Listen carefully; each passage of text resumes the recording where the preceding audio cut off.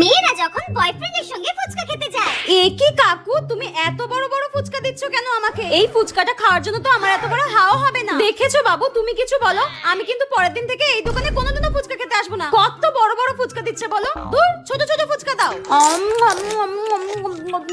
দেখেছো, ঠিক করে খেতেও পারছি না আমি, সব ভেঙে যাচ্ছে। আর যখন একা ফুচকা খেতে যায়। কাকু, বেশ ঝাল ঝাল করে ফুচকা মাখো তো, আর আমাকে কিন্তু বেশ বড় বড় ফুচকা দেবে, ঠিক আছে? হ্যাঁ, আপনি আগের দিন বলছিলেন না বড় ফুচকা খেতে পারেন না। না কাকু না, আমি ছিলাম না, ওটা হয়তো অন্য কেউ ছিল। হয়তো তোমার দোকানে এত কাস্টমার আসে, তুমি চিনে বসে রয়েছো। দাও তো পাতা দাও। এই নিন। দাও।